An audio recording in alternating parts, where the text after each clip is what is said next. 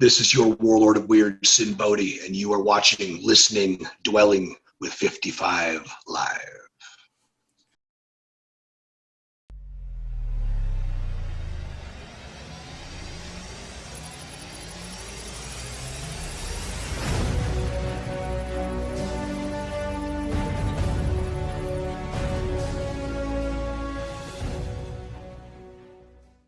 Ladies and gentlemen, welcome to the show here on the WZWA Network. I am the host with the most, Karlifornia Inferior. I'm very excited to be with you all here today, and I'd like to introduce first and foremost my co-host here, Mr. 55 Live, Jack Wallace. Jack, how are you doing this morning?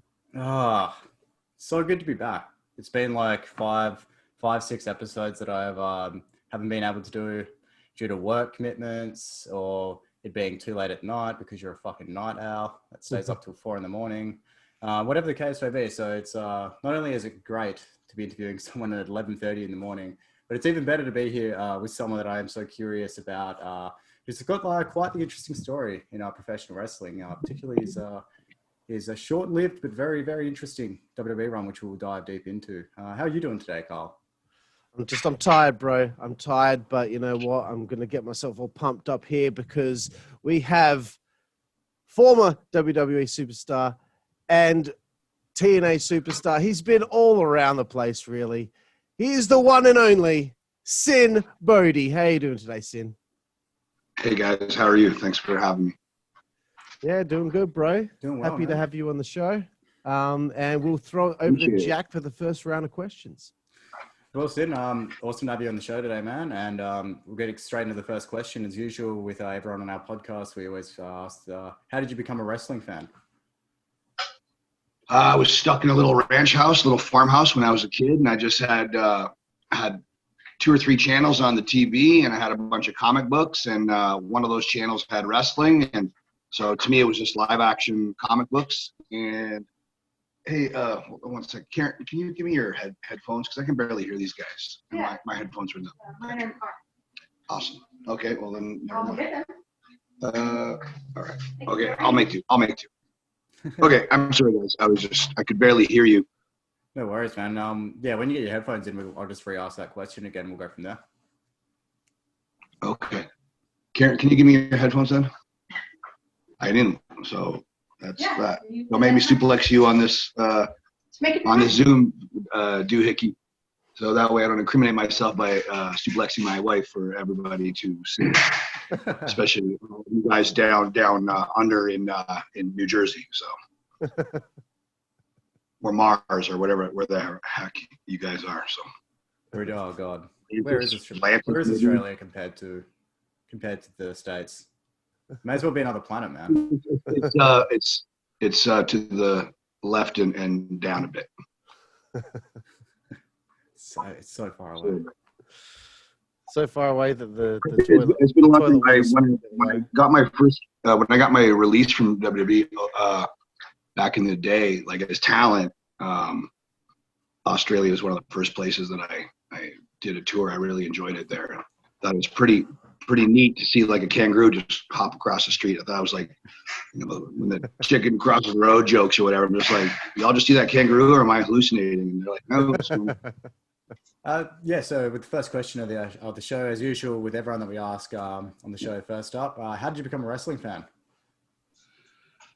It was just when I was a little kid, I was just sort of stowed away in a little ranch house, little farmhouse that sat just outside of Orangeville, Ontario, Canada. And we got only 2 or 3 channels on the television and had a stack of comic books. And one of those 3 channels had wrestling. So wrestling and comic books were sort of one and the same to me. One was live action and one was on the pages of a book. And my brain just sort of would race and I would just enjoy the stories and the characters and the villains and the heroes and so forth. And I was just hooked from a very, very young age.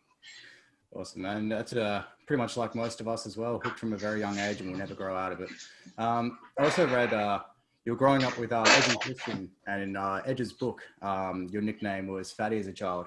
Was being friends with Edge and Christian growing up, was that a big influence for your wrestling fandom too? How do you, like did they influence me as a wrestler? Is that what you mean? Like we all are. Go ahead, sorry.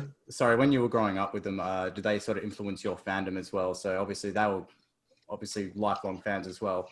When you were growing up, we were all just huge fans. Like we were all just loved it. We liked some of the same characters. We didn't like some of the same characters, but we were all massive wrestling fans. We would go to shows, WWF shows at the Maple Leaf Gardens in Toronto, and I remember the very first wrestling show I ever saw was like an independent show, and it was in my hometown at the little hockey arena, and we saw like Sweet Daddy Siki, and I want to say Sabu before he was Sabu, like he was just a kid, like basically I want to say he was like Elephant Boy or something like that. He looked like Mowgli from the Jungle Book, like he was just just a young kid, you know, like he couldn't have been. He had to be like a little teeny bopper at tops, you know. And they had like an actual bear where one dude wrestled the bear, and then there was an old school cat named I think it was Bullwhip Johnson, who was, I guess, kind of like a Canadian indie version of like why am I bleeding farting? Why can't I think of Stan Hansen and all that stuff? So it was pretty crazy. Different characters, you know, the Wild Man, the Beast, and all these guys. So it was, characters were a little bit different back then, but it was all the stuff of comic books, and I was just totally hooked. But yeah, Edge and Christian and myself, we all, like, Edge was a massive Hogan fan. I was the Roddy Piper, Jake the Snake guy. Christian, he was sort of, he loved Hulk Hogan for sure. Totally not as much as Adam did, Edge did. But I want to say he sort of liked some of the more innocuous characters, like guys that are phenomenal wrestlers and workers, but as a kid, maybe you're too busy, you know, trying to hate the bad guy, not realizing what they really bring to the table as far as like work rate. So he would like guys like Cowboy Bob and stuff like that. And a lot of the guys that I enjoy as a worker, I couldn't stand as a kid. And then I guess as I kind of got older and I kind of understood the gag and understood kind of what kind of skills went into it, it really made me appreciate. And the good guys and bad guys, like both. It wasn't just that I was a little kid that hated the bad guys. Sometimes I liked the bad guys. But it was just as far as what they did in the ring, it was really quite amusing to kind of look back years later and realize, like, man, I was so mad at that guy when I was a kid, you know, like Adrian Adonis or Cowboy Bob, George Steele. Those guys, I could not stand those guys when I was a little kid, but loved them as an adult and loved them as a worker, as a wrestler. Yeah, man, awesome. And of course, when did you decide that the wrestling bug had bit you and you decided to become a wrestler? So I loved it always. From the first moment I saw it, I was thoroughly hooked. But I didn't arrive at the conclusion that I could be a wrestler. I just kind of thought it was the stuff of, you know, Hollywood or fantasy or whatever. They didn't think like real people could go do that. Like these guys were so larger than life, and how it was portrayed and how my mind's eye as a kid took it all in. I kind of thought you had to be about 7 feet tall just to be a referee. So I thought, I'm probably not going to be 7 feet tall. I was just this tiny little kid. So I thought it just wasn't going to be in the cards. And then, the famous story of Edge winning that essay contest to go train with Ron Hutchinson. So once he sort of reached that fantasy land where we thought something like that was untouchable. And so Edge, Adam, he kind of broke down that force field. And then Christian and I, we sort of discussed maybe we could go a year or two later, depending on if we got into college or not. And I got into college and he didn't, so he went first. And I really do attribute to me following that direction and becoming a wrestler to Christian, because he was smaller than I am. And, like, I'm not a small guy, neither is he. But I was bigger than him and all that kind of stuff. And I just thought, if that pipsqueak can do it, then I can do it. Because I just, again, had it in my head that you had to be 8 feet tall or whatever to do this. And Christian is, I want to say, 6'1", 6'2", 220, 230 pounds, right about the same height, but I got him by about 20 pounds. So I just kind of thought, like, all right, if he can do this, I'm going to do this. I would win the wrestling matches with him in rolling around like just in our houses, just being silly. I remember I out wrestled him to get him his first date. He was so shy. He had absolutely no game, and he wanted to call this girl, and he was too gutless to call this girl. And I snatched the number, and I ran into his room, and I started dialing the phone, and he tackled me, and we just rolled around like it was like one of those cartoon Tom and Jerry, like a Wile E. Coyote fights, just a cloud and smoke coming out of it, stars.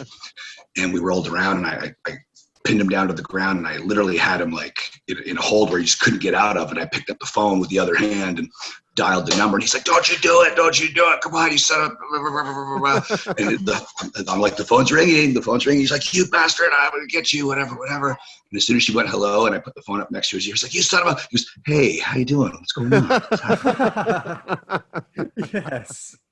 That's amazing. And so maybe he let me win. I don't know. Maybe he did really deep down want to call the girl or whatever, but he put up pretty good fight. But so there you go. Oh, that's a great story. That's an even better friendship moment there. You're a real good friend for doing that to him, man. We try. Our friendship has stood the test of time. So they're as close to me as my own flesh and blood brother. Adam is probably, like I was telling him the other day, like him and my wife are about the only two humans I would probably blindly just follow into battle. Everybody else, I have my friendships and my brotherhoods and my loyalties and whatnot, but I would still always ask questions and want to know for myself if this, whatever dilemma, whatever task, whatever adventure, I would need to know what it is for myself. Like I'm a question asking kind of a person. Adam and my wife are about the only two humans that I think I would ever just blindly trust in their decisions. And Christian, not a far cry behind that, but Christian is the natural heel, where Adam is a natural hero and my wife is a natural hero. And even though she comes off as a heel, she is a total babyface. Don't ever look at my face. Yeah. Maybe you might not know what to look at her Facebook, but I can't speak highly enough of those guys. So there you have it. That's awesome, man. Do you have any sort of stories training under Rob Fugo and Ron Hutchinson? How was that experience for you, and how was the process leading up to your debut match? So training with Ron was awesome. It was really difficult. He gave no quarter. Like, you earned everything you had to get. Like, there was no entitlement, no favorites, no, well, could I just do this next time? Or, oh, I'm not good enough to do this. Could I just, get that 27th place trophy? None of that. Like, you had to go for that brass ring at all times, or you'd just get weeded out. He'd break you. He wasn't a mean guy. He was just a hard ass that was protecting his business, and he wasn't going to let just anybody into it. Like, he wanted to make sure that you had the grit to finish the game.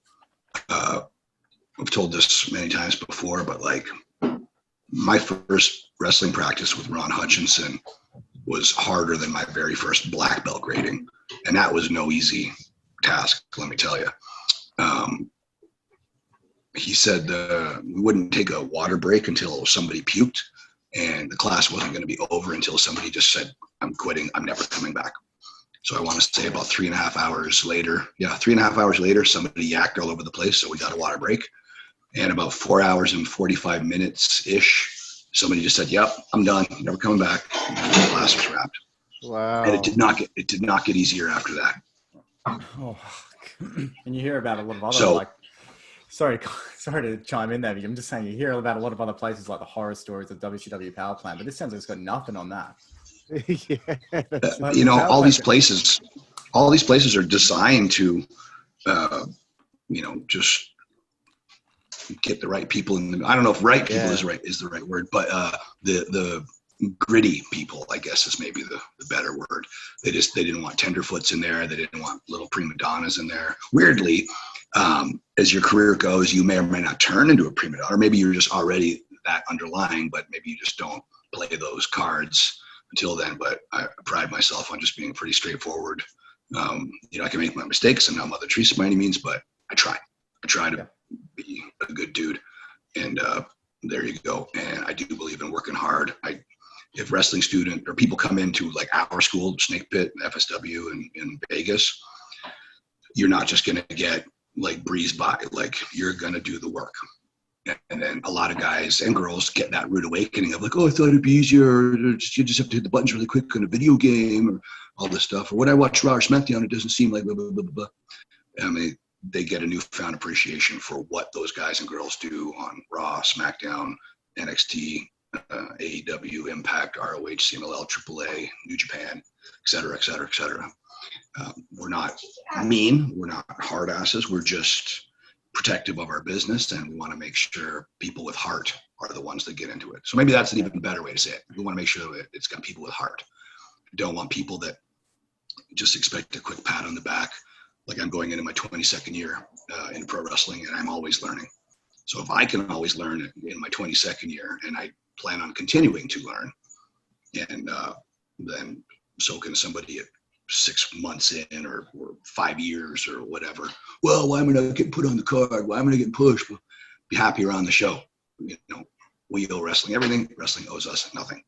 So just shut the F up and don't be such a baby. Just realize, you know, you're going to win, you're going to lose, blah, blah, blah, all these different things. You're not going to get booked in the perfect storylines. You know, it's a business, and promoters have, you know, ideas in mind. And if you, the human product, fit into that, awesome.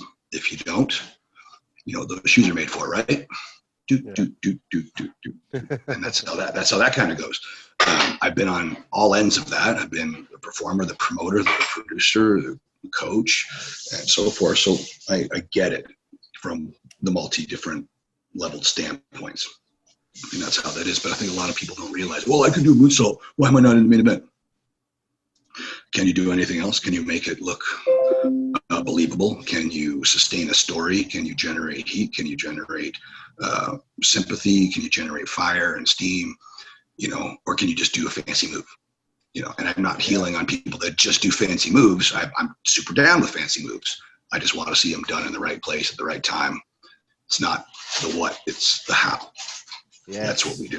I jive with that. That's for sure. That's it, man.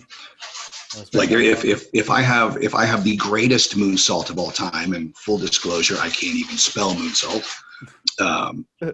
But if you have the greatest moonsault of all time, or greatest dive, or greatest Canadian destroyer, or whatever, but you lock up like 2 grade 8s in your first snow dance, you're not going to sustain any interest to get to the moonsault. Everybody else will be running off to the loo, or texting, or tweeting, or going to the concession to get a slice of pizza, or whatever. Like, you're not going to engage them just with moves.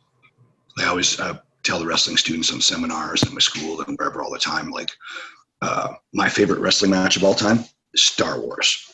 It's got the best story. It's got an underneath babyface fighting his way up the card to a top heel that he's got to conquer, you know, and there's all these stories that it's not just, I don't just like that match or that movie because there's cool lasers and monsters and stormtroopers and spaceships. That's just the visual. If you don't tie all that cool stuff together with a great story, you're just looking at fancy stuff, and you're going to forget it as soon as you've seen it.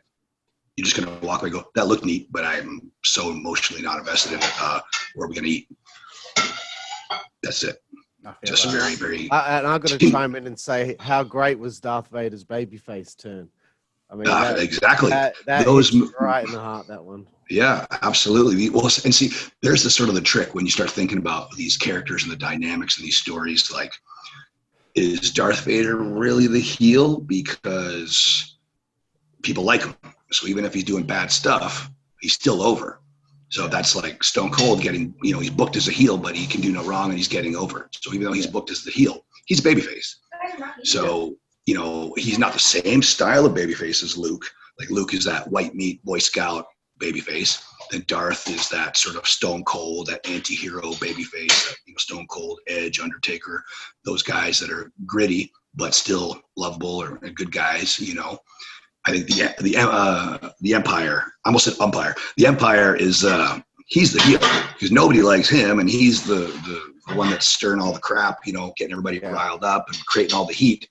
He's the bad guy, you know, Yeah. and then there's all your different, like your fun, different tweeners and stuff. Like Boba Fett was you know, he's booked as a heel, but he's really a tweener because, you know, he's doing cool stuff. He's getting cool stuff done, you know, but he's still playing on the bad guy team. So, you know, if he's squaring off against Luke, he's a heel. If he's squaring off against stormtroopers or monsters or whatever, he's babyface. You know, like you didn't want to see him get ate by that big octopus thing in the pit at Jabba the Hutt's crib. You know, Yeah. like you're like, no, not Boba Fett, man. I really like Boba Fett. You know, you babyfaced for him when he got gobbled up in that pit. But when he's doing other stuff, you're like, oh, that son of a gun. But you can't help but look at that character and go, oh man, he's super duper cool. He's babyface. At very least, he's a tweener. You know, so you can put things in perspective and like everybody has a handle. Pardon me when I drink this. A brand new wrestling student, green wrestling student, whatever you want to call them, or even just or wrestling fans. We're not smarter as savvier wrestlers. We're not smarter than you. We're not better humans than you. We just know how to tell the stories in a way that evoke your emotions, if that makes any sense. Yes. And everybody has that because, like, say you've never stepped foot ever in a wrestling ring, but you watch wrestling and you like it and all this stuff. Awesome. And then you're trying to wrestle and you get a tunnel vision that all wrestlers get. They think this is how it's got to be, and they need to see this move. They need to see this hurricanrana. They need to see this thing, and they need to see this bounce before you do a dive. You don't need to see that stupid bounce. If one guy does that bounce, it's that one guy's thing. So whoever it is, we'll just say Kenny Omega. If he's the only guy that goes boing, boing, boing before he hits the ropes to go dive on somebody, that's just his personal body branding. Like when you see, you know this, that's Macho Man, or when you see this is Hulk Hogan, or you see this is Edge. You know, everybody's got their, or this, you know, it's John Cena. You know, everybody's got visual branding, body branding, vocal branding, moveset branding. So you see all these different things and it puzzle pieces together. But I think a lot of guys just regurgitate things and become these sort of cover bands because they saw it on TV. They thought it was cool. They take it out of context. They try to do it. Again, it's like, remember the old Eddie Murphy stand-up? I don't know if it was Raw or Delirious. It was one of them where he's like making fun of white people for screwing up his jokes. Yeah. And he's like, and then he said goody goo goo, you know, all that stuff. He's like, so here for all you assholes out there, I'm going to tell you a joke that you cannot screw up, you know. So, you know, he's giving you different things. So he's sort of making light of that. I think wrestlers do that. Wrestlers like, oh, well, this moonsault looks cool, I'm going to do moonsault. Or this super kick looks cool, I'm going to do super kick, and so forth. This Claymore or this V trigger or this Falcon Arrow or whatever, instead of doing your own stuff, becoming your own brand. I think these days so many people borrow so much, that they just become really, really great cover bands as opposed to an original act. Yeah, good call. That's kind hitting the nail on the head. I think so. I think I've been known to put a nail in my head a time or two, usually through the nose. Throwing over to you, Kyle. You got a good sidebar there. I think that'll actually add on to the point that you were just making there. Absolutely. I mean, so during our research for the show, we've also uncovered that you have done a bit of training with the one and only Rip Rogers. Yes, sir. What have The you Hustler. learned most about Rip Rogers? I'm hopefully speaking to him tomorrow night. So. Oh, most of that I cannot say in public. He's a hell of a trainer. He loves this business as much as anybody. Eats, sleeps, breathes it. He's got that old school grit that I think it's a dying breed of not just you know, like in wrestling, but just in life and so forth. So I think he's a great guy, funny, passionate. Takes his fun very seriously. Like he does not want you to breach into his industry unless you are going to respect it and do right by it. And I'm down with that. Me too, and I'm really looking forward to talking to him tomorrow. And I had a brief chat with him on the phone a while back. I had called him on Skype because I can't call him from my own cell phone. And he figured that out. So he's brilliant in the ring. I'm impressed that he figured out all the Skype and the Zoom and the. Well, I called his phone number, and he told me off for calling him because he thought it was a debt collector. Well, you never know. Well, I mean, you know, that's what his psychology tells him. You know, he's just got that sort of that carny mindset and so forth. And kind of going back to that last little point, talking about like again, whether you're a wrestling student or a wrestler or a wrestling fan or whatever, we all have that capacity to tell these stories or to watch and appreciate these stories. Oh, I don't like this guy or girl because of this. I don't like this because of that. Or when guys and girls get tunnel vision into things, and Rip is super adamant about stuff like this, so if you just start using common sense as opposed to marking out for yourself, well, I want to do this cool Hurricane Run.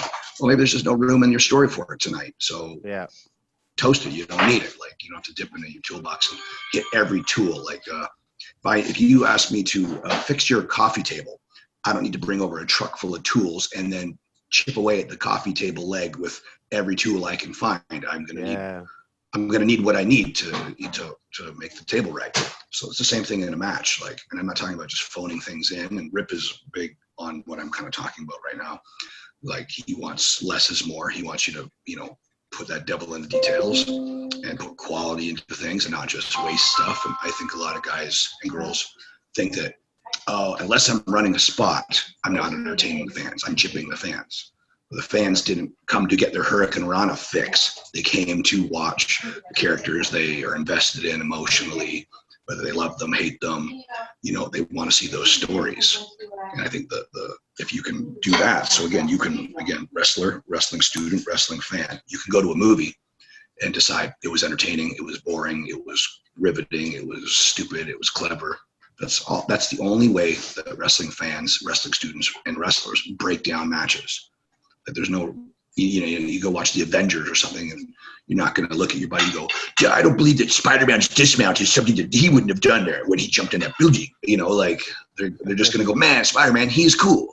Or I don't like Spider-Man or whatever. They're not going to psychoanalyze and break it down like some sort of movie critics. They're just going to enjoy it, not enjoy it. They're going to feel it. They're not going to feel it. Yeah, I feel you, bro. I wanted to talk a little bit about your very early career after you completed training and all that. I want to know if you ever did any of those loops in Canada where you'd have to drive on the ice roads.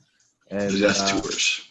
Death tours. Yes. I've done the death tours. But I did them in summer. I did not do them in winter. Okay. So what you would do is where those ice roads are non-existent in the summertime because that's water, you would have to pontoon plane into the towns and so forth. Okay. You drive where you could drive, and where the ice roads were, then you would take pontoon planes and stuff like that. But yes, I did the summertime version of the death tours. Yes. Right. Yes. Excellent.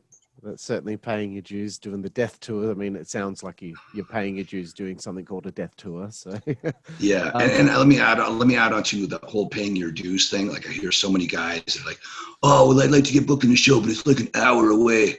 Like, the grocery store is an hour away. Paying dues isn't for other people to see you paying dues. Paying dues is internal. Like, you go after your dream, you invest in your dream. Nobody's going to hand your dream to you on a silver platter. Like, you got to go and get it, put in the work. So paying your dues is not some punishment. Paying your dues is just climbing the mountain and doing what you got to do and getting everything in your toolbox ready for today, ready for tomorrow, the next day. Like, you're not getting everything ready for someday. You're getting it ready for now and just making it better.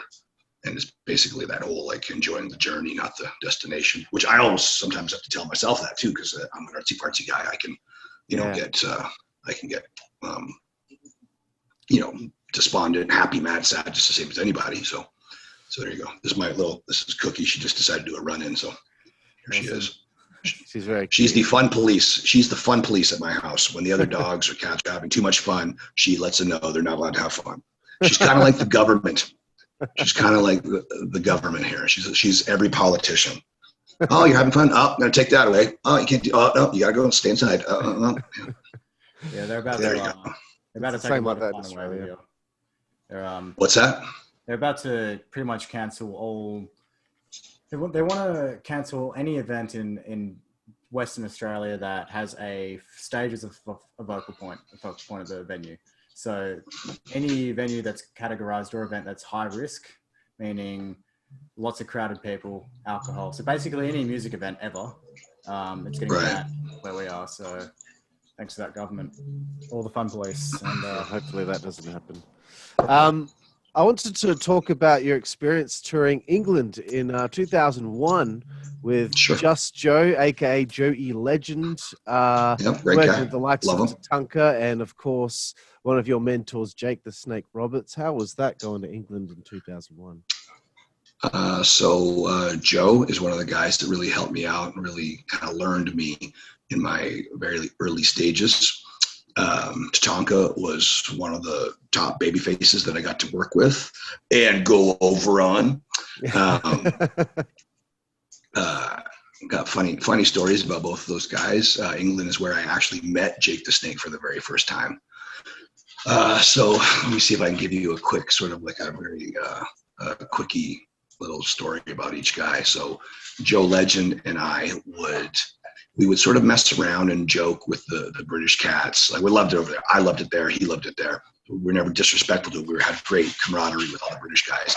And we would, they would make fun of us being savage Yanks and all this stuff. So we would just at the same time talk all hoity-toity and annoy them like that. And I think, like, hello, governor, doodly-doo, and all this, ta-ra, and all this stuff. And they would be like, we don't talk like that, you bloody whatever, blah, blah, blah. We just joke. We just mess around. Like, I have a great relationship with these guys. And I think on one of our tour bus tours, we're all in this big bus. And to pass the time, Joe Legend and I were bantering back and forth, hitting each other with Jean-Claude Van Damme movie quotes. And all the British guys just looked at us like we were completely insane. And I guess they probably weren't wrong. So there's a story about Joe.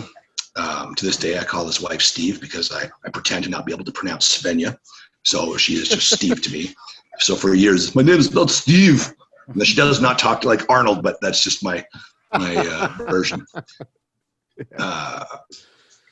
Who else? Who are we going with? Tatanka. So actually, during the quarantine stuff, I did these little short story things, videos called Syndiculousness, and I talk about a funny story. So maybe I'll bait your audience to go check out on YouTube my Freak Show Wrestling channel. And if you just scroll down, you'll see the Syndiculousness stories. It'll say like who I'm talking about in each little bio, whatever caption thingy, whatever the right word is, term. So if you want to see my funny talk story, go check that out. Syndiculousness on YouTube on my Freak Show Wrestling channel. Yeah, ladies and gentlemen, check it out. And as far as Jake, so the very first time I met Jake was in England. And I remember like he was my guy growing up, like he was my dude, and I remember sitting on, literally, I was just telling somebody this the other day, sitting on a couch at one of my pals' houses as a little kid. We're all trying to keep our eyes open watching Science Main Event. And then, so me and Edge and Christian and a couple of little kids were sitting there watching, and out of nowhere, Jake DDTs Ricky Steamboat on the concrete. Oh, yeah. And those little nerds got so upset, so they cried, and I was just like, like I like Steamboat just fine, but man, I want to be that guy giving the DDT, not the guy getting clobbered with the DDT, especially on the concrete. Yeah. So fast forward, I know I'm about to meet my idol, my guy, and I just had it in my head. Like I knew he had his demons and whatever. And on a side note, he's doing awesome these days, and I'm super proud of him on AEW. New lease on life, and he's cleanly sober, and that's amazing. Yeah. But back then, I knew that he had his demons, and I knew to not aspire to meet your heroes. So I go up to him and I said, "Hey, Mr. Roberts, my name's Nick. It's nice to meet you." And he just looked me up and down. He goes, "How do you know if it's fucking nice to meet me? You don't know a fucking thing about me." And then he walked away. I'm like, son of a bitch! I'm just ready to gig right there, And then so I got a burr in my saddle. So I'm like I knew to be ready for that, and yet it still kind of got under my skin. So I'm kind of like brooding, pardon the pun. And I'm in the locker room, and I'm lacing up my boots like I'm going to battle, like I'm just hot, And I don't remember. I don't even know who I was. Right, let me get the kid. Yeah, be right back. My wife's doing a run out to go grab my little daughter who was at her dance class. So anyway, not that you guys need to know that, but anyway. So I was going to say, I lost my train of thought. So with Jake, what the heck was I saying about? You're oh yeah, so super hot. Yeah. yeah. So I'm irritated. I'm lacing up, and I'm just like I'm hockey lacing my boots like they're skates. Like I'm getting them really put on there. And Jake is just staring at me, and I know he knows I can see him looking at me. And he's like, brother, he goes, you lacing those boots up pretty tight, brother. He goes, this shit's a work, right? And all this stuff. And I just kind of gave him a shitty look, which like you don't really do, but I figured we're on the edge of the planet. We're across the pond. Who's going to fucking say anything? Like, whatever. Yeah. So, and he's just kind of just needling me. He could tell, he knows, he's a master of psychology. He knows he put a burr in my saddle, And then Brian Dixon, the promoter, comes walking in just as if on cue, like you're writing a Seinfeld episode or something. He's like, all right, Sinner, you're working Jake tonight. And I just looked at him and he's like, easy kid, I'm just fucking around, brother. And then we started kind of joking, and then we kind of started getting along, and we had our fun match. And again, I talk about the match. I won't tell you about the match, but if you want to know about that, go check out that syndiculousness stuff. I kind of go in depth about that story, and it's completely ridiculous. I promise it'll be worth it. Awesome. But yeah, that's how I met Jake. Wonderful. And Awesome. yes, everyone, please go check out Syndiculous on YouTube to find out more. Yeah, it's a lot of fun. It's fun. I wanted to give people something to, like we did that snake pit online, and I did those syndiculousness things just while we were kind of crawling the walls in quarantine and just trying to, make productive my time and do something nice for wrestling fans and distract myself, distract them, so forth. That was kind of the main reason for anything that I did during the quarantine was snake pit or syndiculousness and whatever. Yeah. And that's pretty much how our podcast was started, wasn't it, Jack? Pretty much, yeah. Bored in quarantine.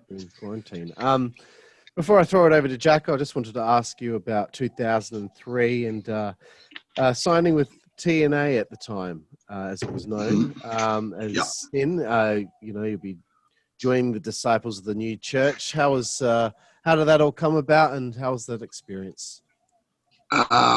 So I really liked TNA. I will always be appreciative of that being my first sort of major company that I got to work with and learn from. Everybody in the church was awesome. Jim Mitchell, Wolfie D, aka Slash. I just saw Slash this week, and Edge. It was cool. And Crazy Steve. This was a great week of good brothering. So I saw all those guys this week, and it was really nice to see everybody. But the church, they were great to me. They didn't have to be, and they were. Shane Douglas, Mitchell, Slash, Wolfie D. They were all cool. They all taught me stuff. I was still pretty green. Like I was still only 3 years, not even 3 years into the business. Now about 3 years ish. So I didn't know anything. What do you know at 3 years? And they were all cool. I think they knew that I had a good, I loved it. I had a good attitude. Like I wanted to be there. I wasn't trying to phone anything in. I wasn't entitled to anything. I wasn't a prima donna. I was hardworking. I think they kind of sniffed that. So they always helped me out. They always kind of taught me stuff and said, try this, don't do this. This was kind of crappy. Try to not do that or do more of this. This was good. Do more of that. And so forth. So they were always very, very cool with me. Very patient. Cool, awesome. Over to you, Jack. Yeah, TNA was fucking sick back then, man. Like, you had the feud with the Raven and with the Raven and the Gathering. So tell us about that experience. I'm assuming you would have learned so much working with Raven. Yeah, so I think at that stage of the game, Raven was kind of not in a great place. Like even though he was a top guy there, he had his own personal things, that's his business, not mine. I don't need to air any of that, just his deal. But he was rather unpleasant to deal with. And then weirdly, I want to say maybe it was about 2 years ago, he came into town here in Vegas and he called me up and said, "Hey, you want to go for dinner?" And I said, "Sure." And I've seen him, here and there, like at different shows. I've worked with him on different shows here and there over the years. And we were just, "Hey man, how you doing?" We weren't mad at each other or anything like that. We're just two of the brothers in the locker room, And so he would always kind of give sort of, very insulting compliments. Like he would tell you something nice, but it would be breaded and baked in something a little bit mean or whatever. And so we had dinner, and he goes, "Hey, I just wanted to let you know, I apologize for always being a shithead to you. I just was, going through what I was going through and didn't mean to take it out on you or anybody else." So I thought that was super duper cool of him to do that. And he kind of brought up something that I guess I had known, but until he really said it, I didn't really zero in on it, where he said that he was like a massive Jake fan. And he always was a bit jealous that I spent so much time with Jake where he really didn't. And he's just like, I don't know if you realize this, but you're the guy walking around with like you're the portable hard drive to Jake the Snake's knowledge, like more so than just about anybody. Like I've logged more car rides, more hanging out in the living room, more in-ring time with him than just about anybody. So, Jake's brilliant and he's as sharp as a knife. But he's in his mid 60s and he can't do what he was put on this world to do. He's great on the mic and everything, but as far as like to get those old school matches out of Jake, you just physically can't do it. The guy's in his mid 60s, so who could at that age, really. And so I'm not old, but I'm not young, but I'm old enough where I can wrestle with the young guys, but I've got a lot of his notions and knowledge and advice and ideas in my head where we've spitballed, we've exchanged ideas. He was very cool when we first started riding together. He is, him being the senior guy, me just being like, yes, sir. Okay. I'll, whatever he says. And he was very quick to sort of say, hey, he goes, I get who I am. I get what I know. I get that you're the new guy, the young guy, but I'm not a better human than you. We're brothers and we can exchange ideas. And I never don't want you to hold back an idea thinking I might think it's dumb or this or that or whatever. Because let's exchange ideas. When you have an idea, you tell me, we'll talk about it. And then, I'll tell you why I liked it, why I didn't like it. And maybe it'll propel me to have another even better idea, or it'll propel you to have another better idea. Yeah. So we can bounce off of each other. And I thought that was very cool of, the master of psychology to tell me. That's like Yoda telling, like farm boy Luke, hey, chime in, pipe up. I want to hear what you have to say, So I always thought that was very, very, very cool. And I like to kind of do that. But going back to Raven, so I guess I am kind of that guy. Like, I would sit at Jake's house and we would watch tape together. And he does not like watching tape. And I will tell you why in a second. But we watched like him and Rude, him and DiBiase, him and Steamboat, et cetera, him and Macho Man, everybody. He's like, brother, this is what I did here. This is why I did this. This is what I was thinking. This is what I did. So, he's cliff noting me through these matches. And I'm like, son of a bitch, he is sneaky and smart. Like, so I walk around with that knowledge. So, when you get in the ring with me, I'm not a big tracer. I don't want to just memorize. I want to go out there and feel it. And people are like, what's your comeback? I'm like, I don't know. I'll let you know when we get out there. I'll feel what I'm feeling. I'm not, I'm Sinn Bodhi, not Sinstradamus. How am I supposed to know what's going to play out? I've got to feel that shit. And again, I'm to quote an old school movie, Chasing Amy, I'm a penciler, not a tracer. So I draw my pictures. I don't need to trace over somebody else's ideas and hope I stay within those lines. I want to draw my own shit. Absolutely. And going back to Jake and not enjoying watching tape is because, like, I would tell all the wrestling students, like, hey, when you ask him for advice, realize you're not asking a wrestler about other wrestlers or other wrestling matches. You're asking a brother to remember a lot of his brothers that are no longer on the planet. Right. So think about that. If you had a I don't know if you do or not, I don't want to jinx anything, but if you didn't have your mom and dad anymore, and I was just like, hey, tell me about your mom and dad. Hey, what'd your mom and dad do? Hey, what's your mom and dad like? What's your favorite color? You'd just be like, I don't really want to talk about my mom and dad. It's going to get me upset and whatever. So wrestlers have to understand, not just Jake, but when you roll up on an old school cat, realize half of their brothers have powdered. So approach with bedside manner and realize, see, there's a fun police that can hear her. And she's telling them, you settle down, no fun for you, see? But you tell him, Cookie. Yeah, you tell him. You teach him for sitting there minding his own business. Gotta get a dog on the podcast sometime. Yeah, she probably fill up this podcast with lots of, she'll squawk all day. She'll bark as long as you let her. But yeah, that's how that goes. So I think too, like, you know, Yeah. you learn the way you learn, and you get not just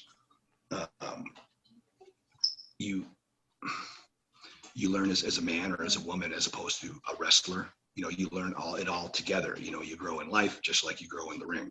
You're not just, oh, you're a grown ass man and now we're going to learn how to wrestle, or a grown ass woman, you're going to learn how to wrestle. You're always evolving and, you know, getting new ideas. And you know, in life, you could look back, let alone in the ring. I could look back a year ago, let alone 10 or 15 or 20 years ago, and go, oh, what was I thinking?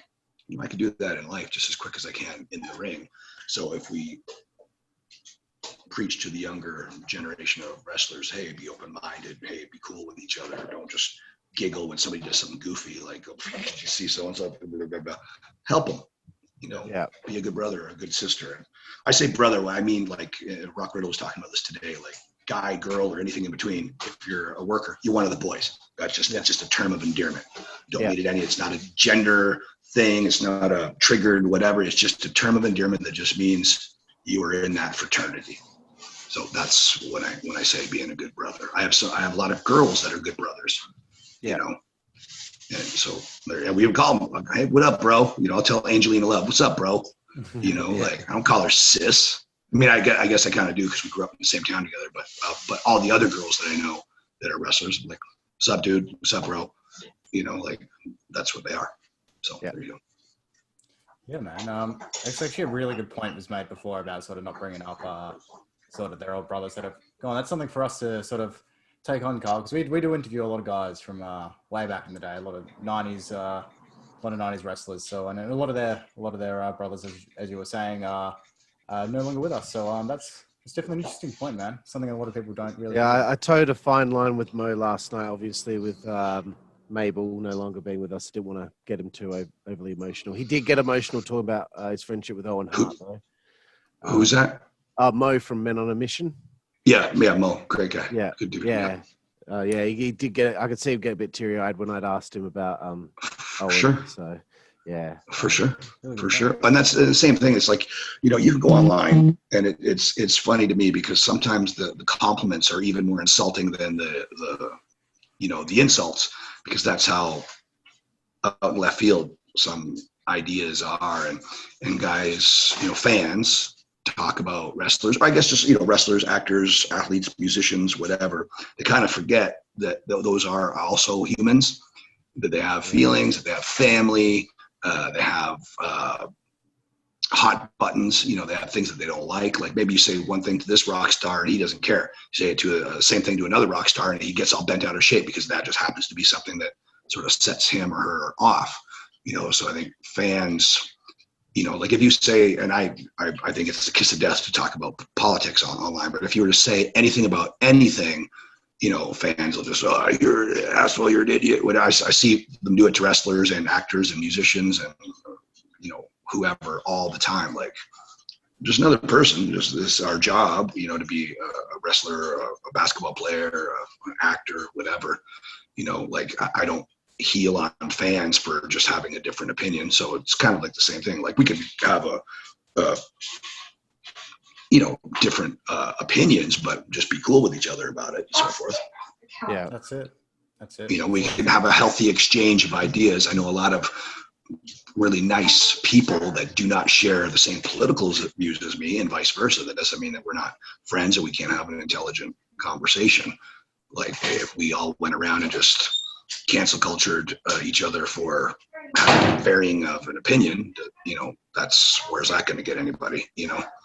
How about build relationships and friendships as opposed to it's so easy to destroy. I did a seminar with my buddy and my brother, my student, Crazy Steve at Ricky Morton's school last week, and he said something really very poignant. I thought, you know, you could burn a bridge in 2 seconds. Quick match and a little can of gas, and you burn that bridge instantly. It's much harder to build a bridge. You know, building is harder, destroying is easy. So, you know, I think communication, whether it's wrestlers in a wrestling locker room, having a match, you know, trying to entertain fans, or fans and wrestlers, wrestlers and fans, or just humans and humans, you know, I think any idiot can jump to F you very quickly, you know. Yeah. take a breath and use some intelligence and some empathy and sympathy and compassion and figure out, all right, why is this person being like this? How can we do our best to get on page, or at least closer than we were in the first place? I think that applies to wrestling as it does in life. But what do I know? I wear bunnies and duckies and piggies on my boots for a living. So what the fuck do I know? Leaving TNA, what was the story behind being let go? So I was trying to just do some research on that, and I just could find almost nothing. So what was your what happened there? So if you find out, you tell me. Just one day we're there, we're working hard. We never gave attitude. We never disagreed with any finishes or any points of business. We did what we were told. We're good soldiers. And then just, different guys come in, and different guys, for whatever reasons, people have their picks and they want who they want, and they're guys, maybe, I don't know. Jeff Jarrett was running the show at that time, but he had other guys in there like Rousseau. I get along great with both those dudes. Yeah. I text with both those guys here and there, like they're brothers. Like I'm not super close with either of them, but I'm totally cool with them. I think they're both totally cool with me. So you just never know. I mean, and that was such a long time ago too. Like who knows what the decision makers were thinking. Again, maybe they're making room for somebody new, one of their buddies, just somebody they think is maybe going to draw money for them, whatever. But I really couldn't tell you. Yeah. Same thing with WWE. Same thing. Like I got really, really good reviews from the coaches, from the wrestlers. I took good care of the wrestlers in there and never, ever hurt anybody. I was always safe, always did what I was told, did it with a smile. But, stuff just happens, and nobody's ever in a rush to sort of tell you anything useful when you need to hear it. Like it's almost like a breakup with no closure. Yeah. Like you don't have that boyfriend or girlfriend saying, well, I would have stuck around, but if you just, put the jar on the peanut butter, but you didn't, or you never made the bed, or you this or that. Like they're never going to tell you. You have to get comfortable with just never knowing. So that's how that goes. Strange. Fans can, that's a case in point where fans can go online. You see somebody get released and future endeavored and all that jazz, and then you see people cracking their jokes. Whatever. Well, I never liked that guy or that girl. Yeah, he sucked or she sucked or this or that. Da, da, da, da. Not realizing, you realize that guy or girl just got their childhood dream yanked. Yeah. And then, you can have some people that'll still stay the course and go, well, nobody told them to go be a wrestler or a rock star or an actor or whatever. It's like, well, they dared to dream and they went for that brass ring. And I get responsibility, I guess, if you're stuck in that factory and you have to feed your family and you're stuck here and stuck there doing whatever because you're stuck, or, and you're working hard being stuck in that situation, or you are simply not stuck, but you are too gutless to follow your dreams. As they say, misery loves company. So, again, rewinding over 20 years ago when I went to take wrestling lessons, I mean, I'm just shy of 6'2". I was about 245 pounds at that time. I'm about 240 pounds now. I had so many people say, "Oh, why are you going to be a wrestler? Are you too small to be a wrestler? And why would you do?" Like this coming from little pint-sized dudes or whatever. Just from people that are just too scared to live their own dreams, whether it's to be a wrestler or to be anything. Yeah. And so I think misery loves company. So when you hear fans online or wherever, like those fans don't say that stuff in real life. Like that little jerk that's going to say something shitty about such and such wrestler online, hiding behind their keyboard and just trying to validate their little trolley existence. That'll be the same little MFer that's going to have his knees shaken together asking for an autograph in an airport somewhere. So it's very introspective to see how people treat each other, and all these people, you hurt my feelings. Well, what do you think you're doing to that wrestler, that rock star, that athlete, that actor? Yeah. When you're, so people just don't realize that, everybody's people, and we have thick skin as performers, so that's fine, but still, like, there's wrestlers that have taken their lives, or actors, or musicians, or whatever. You don't think some of that has to take its toll on different people? How many real life people? Yeah, how many real life plumbers, accountants, truck drivers, get depressed or do something terrible and make a mistake and take their own life or this or that. And why? Because somebody or several somebodies were consistently shitty to them or whatever, and they just were over it.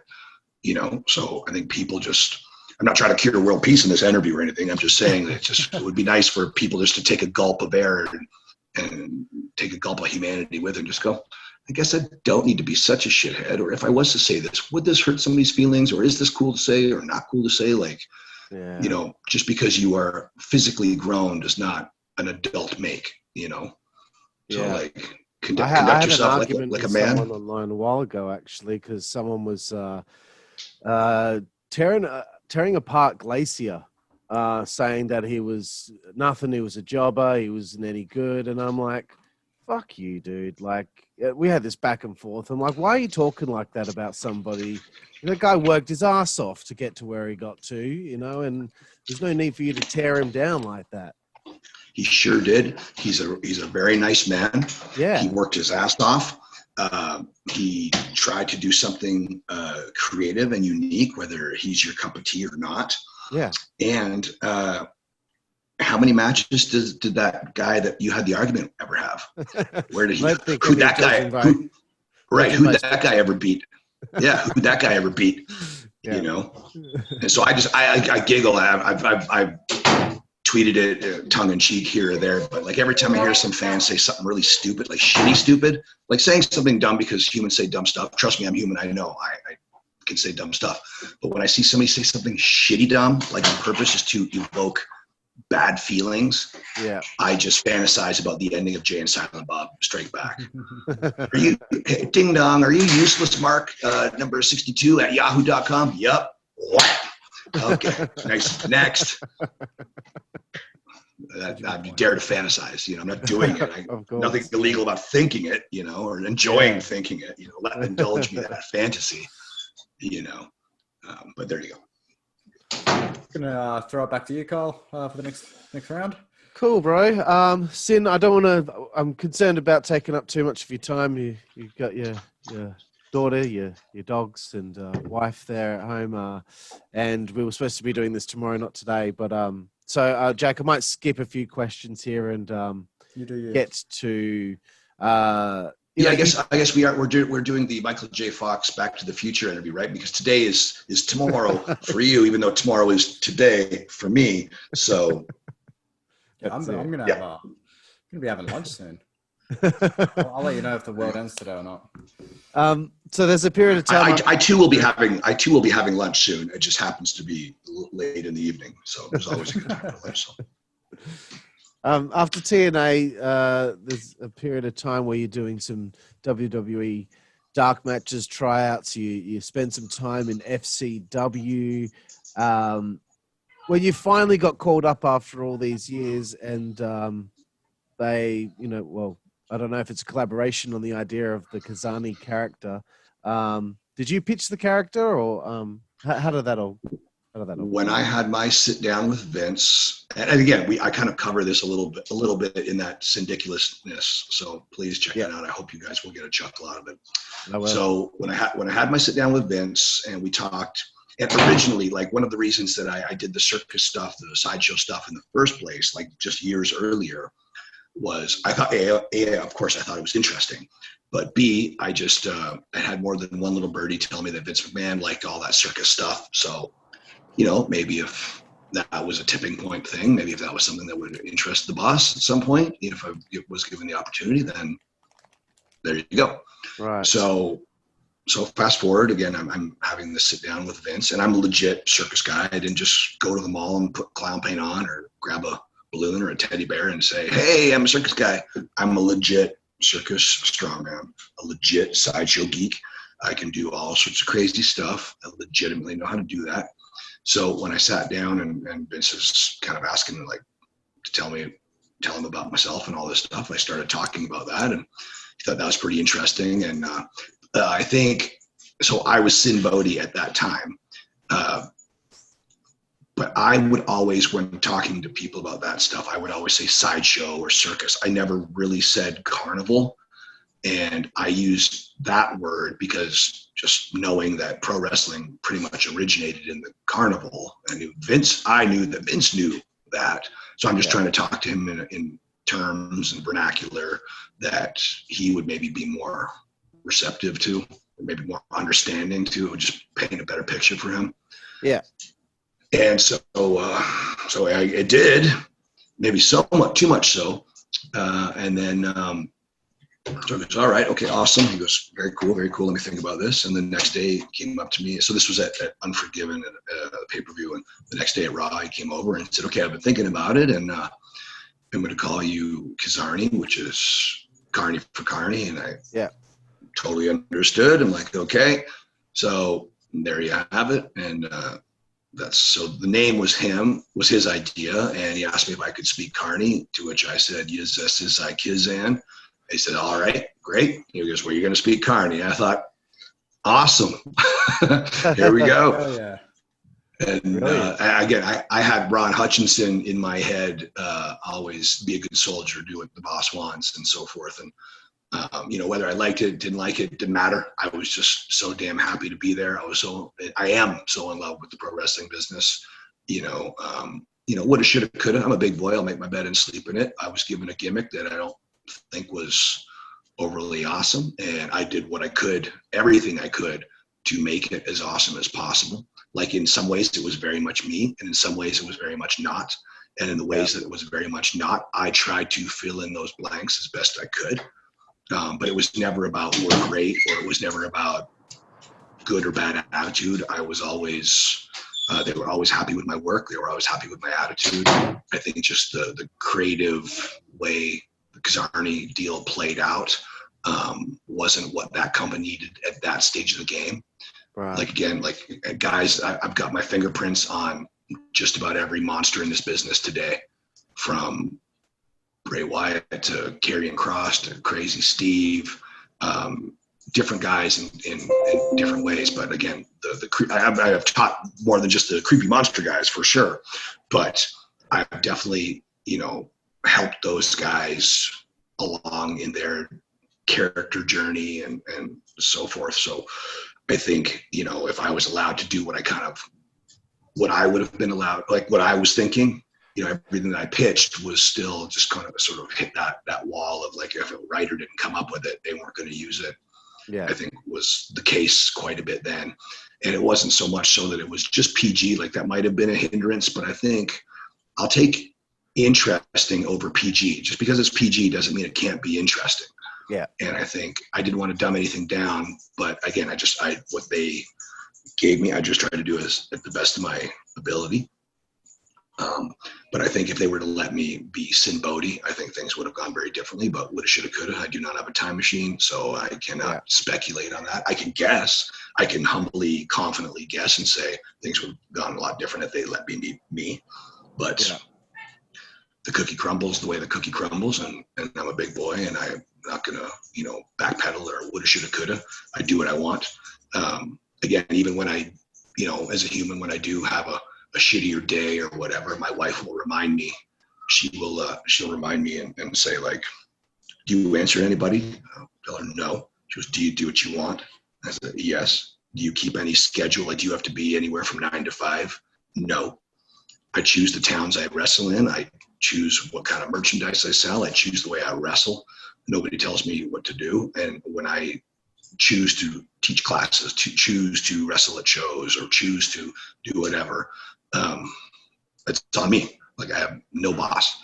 So, and I'm certainly not a millionaire or anything, but I make enough to feed my family, and I make enough to not answer to anybody.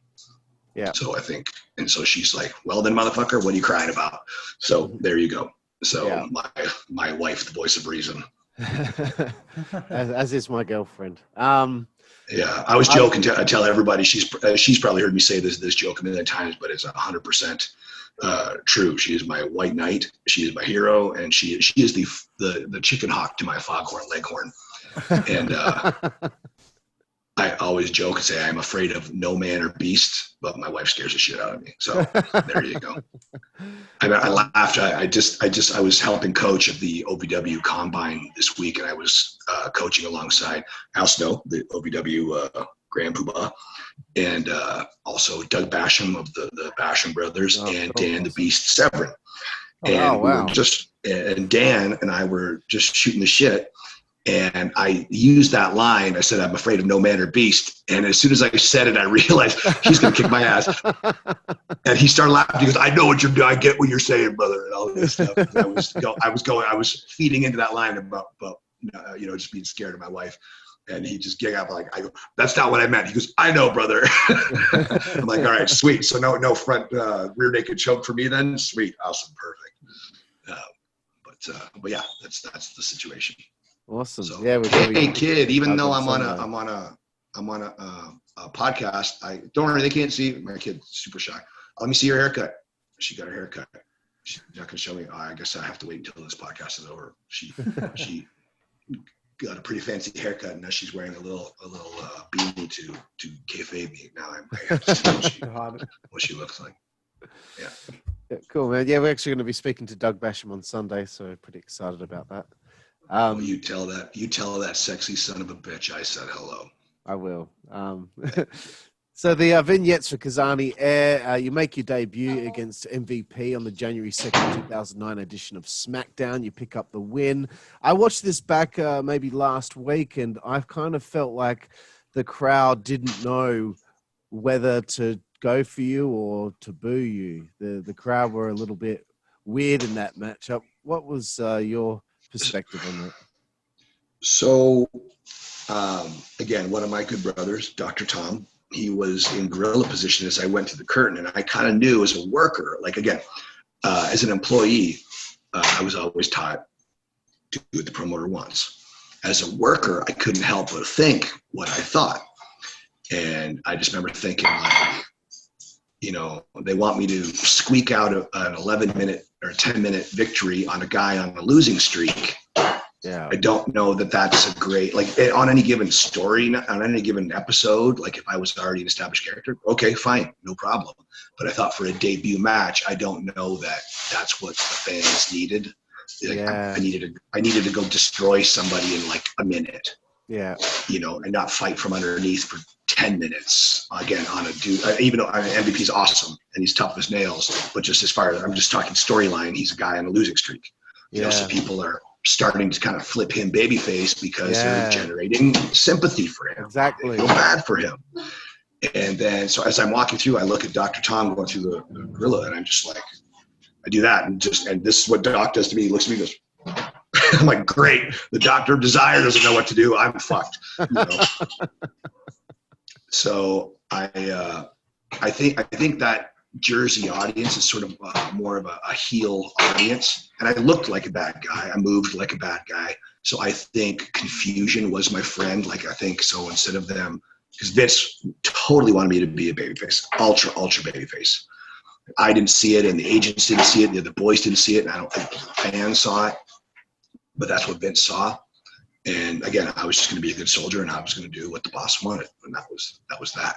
So, but I think the confusion of the fans thinking, is this guy a bad guy? Should we enjoy watching this bad guy beat up this guy who is turning into a good guy?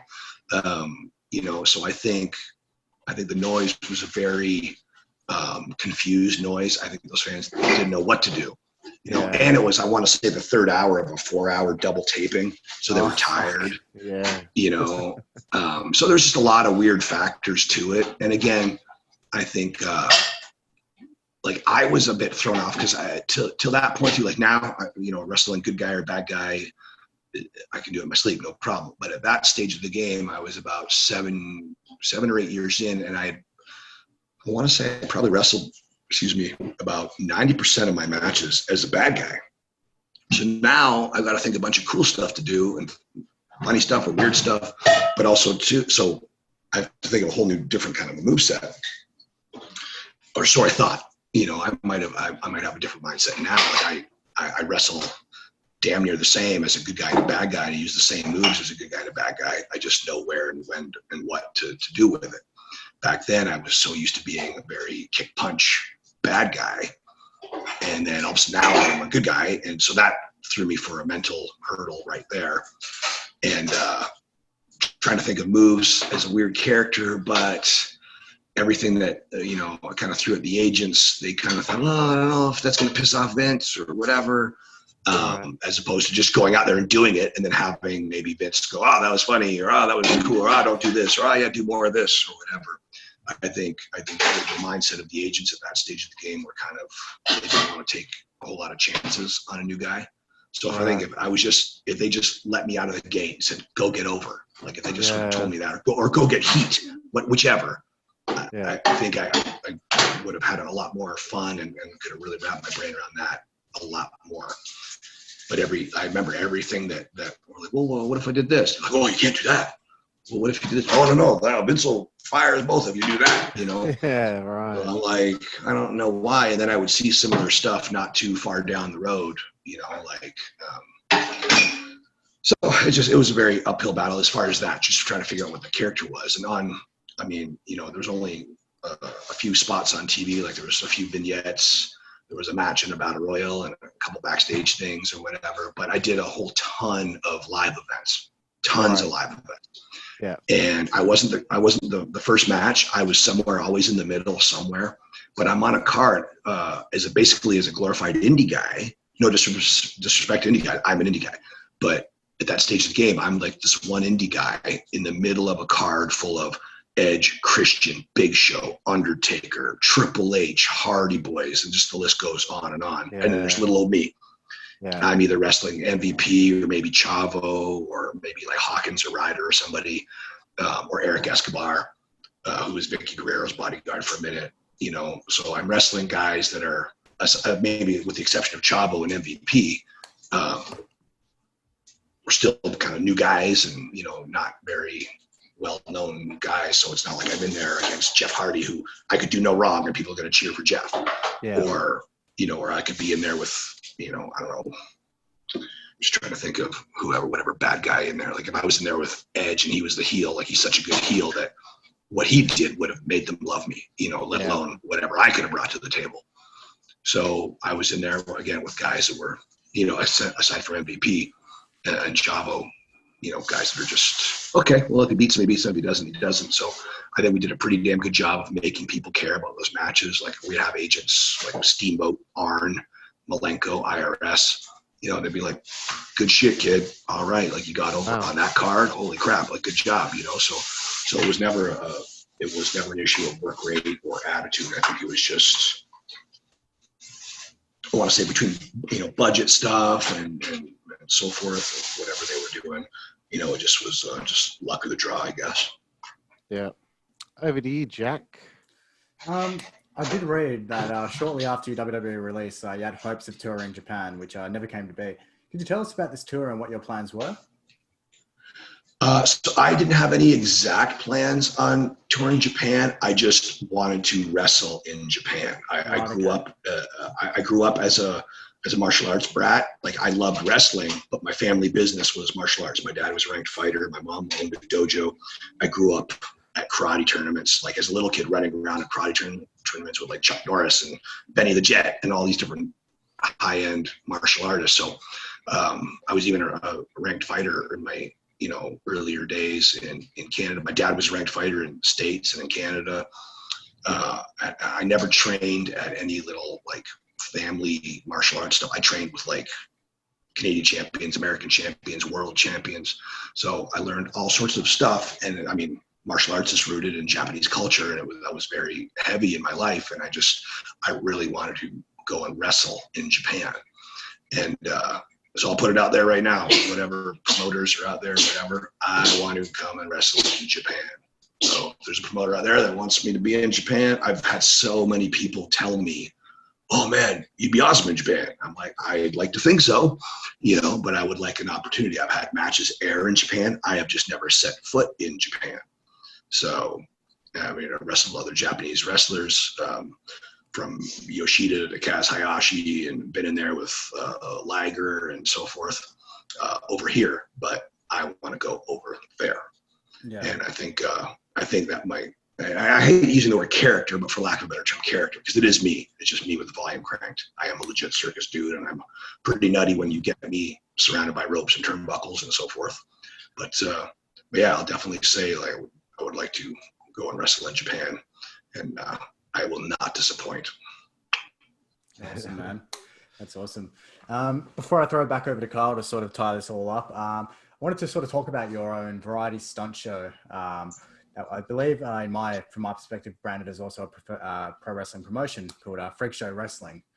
So you ever tell us about Freak Show Wrestling? Sort of, what is it? Do you have any crazy stories of the shows? Any horror stories from the fans or anything? Just go nuts. So Freak Show Wrestling is a variety show. It's a buffet of different medium, different style of wrestling, comedy, sideshow, magic, music, burlesque, you name it. And it's also a farce. It has also got to do with the stuff that I do not like about pro wrestling, stuff that I want to, make fun of. Like I think dives in wrestling are awesome, but I think when guys and girls just do them nonsensically, I think that's idiotic. Or when you see, like you'll see this awesome picture on Instagram or something of this beautiful dive.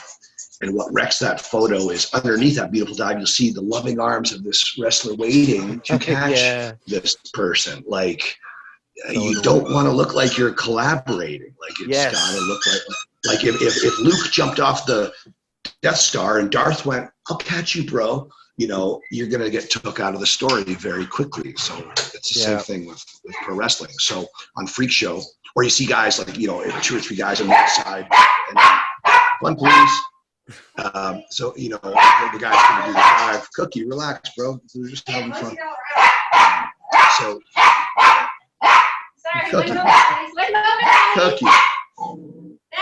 Cookie, don't you know that I'm doing a Zoomy podcast thingy? Don't you know enough to bark? Yeah, that's what I thought. Yeah. So, anyway. When you're watching the match and you see these guys on the outside fighting, and then the other guy's about to do the dive, you damn near see them arm in arm, just bobbing, waiting to catch this dude's dive, like singing Kumbaya. So I would literally have 2 dudes or 3 dudes outside arm in arm singing Kumbaya, waiting for a dive. And it wouldn't even be an actual dive. It would be like, like the Zach Galifianakis impersonator from The Hangover he'd have the little baby and he'd run the little baby along and throw the baby over the top ropes, and all the guys on the outside singing Kumbaya would take the bump for the baby and stuff like that. Just stuff that just tongue-in-cheek, silly stuff about the entity that I love, which is pro wrestling. So there you go. Awesome, man. I will say this about Freak Show Wrestling: like it's not a lot of people showing up as their own characters, which there are some for sure. Like Techno Destructor, who is one of the OGs from Guar, or Funny Bone, and so forth. Yeah. But a lot of the characters I wrote, and it just was sometimes it was just too much. It was too expensive and too much work for the payoff. Like I'm getting other characters over where I would like to spend time traveling like that. I love traveling. I love going to new, cities, states, provinces, countries, and seeing new things and meeting new people and wrestling in front of new audiences. So, when I travel, when I get booked wherever, you're basically getting Freak Show Wrestling. Like I am Freak Show Wrestling. So all those ideas are me. Yeah. So when I come out, if I'm going to do something a little funnier, a little crazier, a little scarier, a little whatever, depending on, what we need that night, you're going to get Freak Show Wrestling. Yeah. Like it could be, am I wrestling you in an invisible steel cage, or am I throwing a whipped cream thumbtack pie at your face, or am I going to, try to impale you on a rocking chair, horse bed of nails, like whatever, I don't know. Or am I just going to have just a straight out regular sports entertainment match with you, whatever it's going to be. It's going to be bizarre. It's going to be aggressive. It's going to be funny. It's going to be scary, but it will definitely be Freak Show Wrestling. Sounds like a lot of fucking fun, man. Yeah, definitely. It is. I take my fun very seriously. I guess before we put a bow on this one, I wanted to ask one more question before we get to our segment 5-second frenzy, which I'll explain in a minute. But is there anything else? I'm guessing it's got something to do with 5 seconds, but anyway, go ahead. do you have anything else that you wish that you can accomplish in the wrestling business at this stage of your career? Well, I have enjoyed multiple guest coaching opportunities at the PC in Orlando, and I would really like to do more of that once we get a handle on what this new normal is. And hopefully that happens. But to be honest, I feel that I got still quite a few good years in me, and I would just want to wrestle on the biggest companies I can get my hands on. I mean, I enjoy wrestling on smaller shows, but I'll tell you right now, in the most humblest and most respectful of ways, I can hang with anybody at WWE. I can hang with anybody at AEW. I can hang with anybody at Impact, ROH, New Japan. Prove me wrong. Prove me wrong. I'd love to see it, man. I'd love to see you get another crack in the WWE, because the first time around it seemed like the situation wasn't working for whatever reason. So another chance to show the whole world that, you know, you're not just a one match wonder against MVP on television. There is a depth to this character and this performer, and it will be great for the world to see it. Well, I think like Al, they used to refer to Al Snow as the best kept secret, and then also too, like, is, you know, as famous as Dr. Tom is, he's more known, you know, in the locker room as a great coach. He's the coach of coaches. He's the coach of some of the greatest wrestlers that ever walked the planet, you know, but his coaching stature, I think it's safe to say, overshadows his in-ring tenure, and his in-ring was amazing. I'd like to think as a very different performer than Dr. Tom, but is similar and different in the sense that maybe, you know, the Crazy Clown looks a lot different than the Doctor of Desire, but how we work, how we think, how we can call off the fly, our psychology and our teaching skills, you know, are pretty well known. But I think as much as I do enjoy coaching, yeah, I think my heart's in the ring. So yeah, there's that for sure. For sure. Cool, right. I just think I don't want to be the wrestling's best kept secret. Like when a bunch of guys get released from WWE and they just end up at AEW or Impact or whatever. I'm super happy for those dudes. But at the same time, what about me? Yeah. I can do what they can. I can do what they can do. Yep. I'll humbly say I can do me better than anybody on the planet. I'll just say that. Cool, bro. Well said. So 5-second frenzy is 10 quick questions. You've got 5 seconds to answer each question. Although, as I say, as per usual, most of the time pro wrestlers do need more than 5 seconds to answer a question. So fair enough. But it's just to get to know you a little bit better in things that you like. So first, wait, hold on. Let me see if I can do this weirder and more different than anybody else. Let's see if I can read your mind. I'm going to read your mind. I'm going to say pickles, pink leopard skin, dump trucks, rock and roll express, outer space. So let's see where we go. Let's see what happens. So ask away. Okay. Let's see if those fit. Okay, your favorite wrestler? Definitely not Pickles.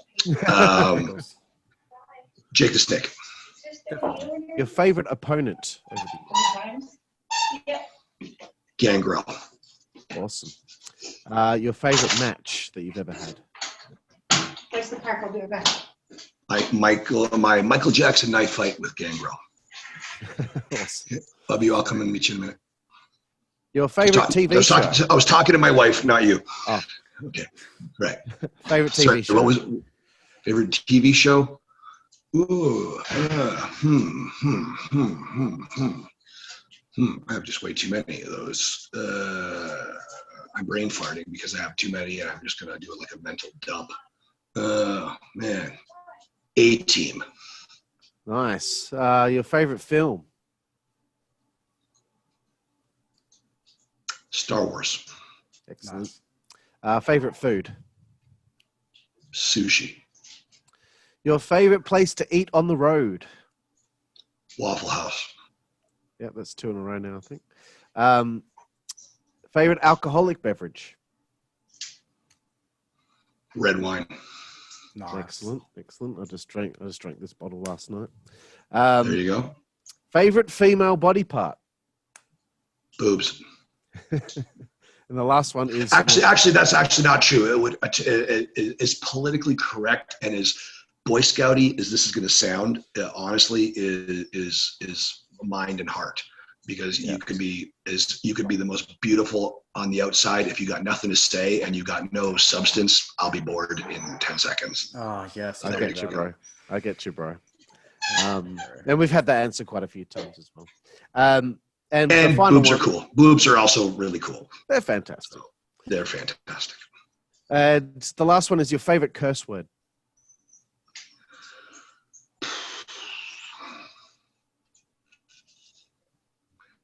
I think I say fuck sakes about 1 million times a day, so I guess I'd have to go with fuck sakes. I agree. Okay, cool. Well, Sin, it's been a real joy having you on tonight. Thank you very much for coming in last minute after I'd messed up our time difference and everything. It's all good.